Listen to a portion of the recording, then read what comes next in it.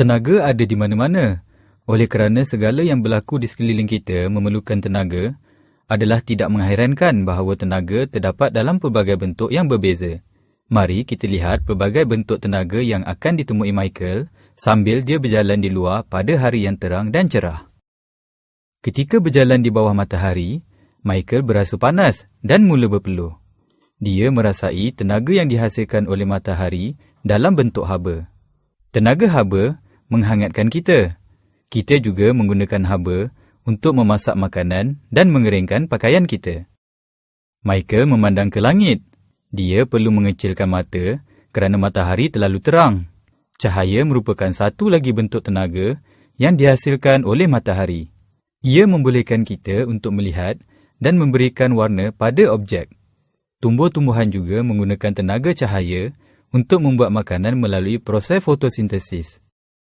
Tiba-tiba, telefon Michael berdering. Bunyi adalah satu lagi bentuk tenaga dan ia dihasilkan oleh objek yang bergetar. Apabila tenaga bunyi tersebar melalui udara dan sampai ke telinga kita, kita boleh mendengar bunyi. Selepas meletakkan telefon, Michael perasan bahawa kuasa telefonnya semakin lemah.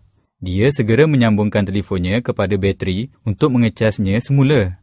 Semua peranti atau peralatan elektrik seperti telefon bimbit kita atau pembersih vacuum memerlukan satu bentuk tenaga yang dipanggil tenaga elektrik untuk berfungsi.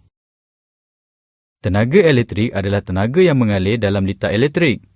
Ia boleh dihasilkan di stesen kuasa dan dihantar ke rumah kita atau diperolehi daripada bateri apabila kita menyambungnya ke litar dalam peranti elektrik. Apabila Michael terus berjalan, dia melewati sebuah gerai burger. Dia berasa lapar kerana tidak mengambil sarapan pagi. Lantas, Michael mendapatkan sosis. Seperti Michael, semua benda hidup memerlukan makanan untuk mendapatkan tenaga yang cukup. Bentuk tenaga yang tersimpan dalam makanan adalah tenaga kimia.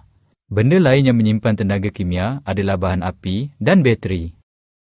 Akhir sekali, Michael tiba di taman dan mula berjoging. Apabila Michael bergerak, sama ada dengan berjalan atau berlari, dia mempunyai satu bentuk tenaga yang dipanggil tenaga kinetik. Tenaga kinetik adalah tenaga yang diperolehi oleh objek kerana pergerakannya. Apabila sesuatu objek pegun, ia tidak mempunyai tenaga kinetik. Selepas berjoging seketika, Michael duduk untuk berehat.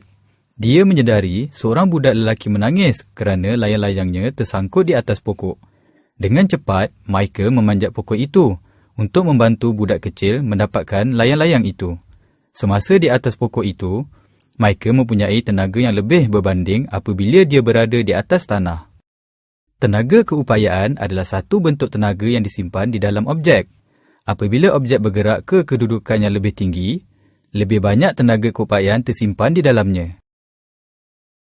Contoh tenaga keupayaan lain termasuk tenaga yang tersimpan dalam spring logam yang diregangkan atau bola getah yang diramas.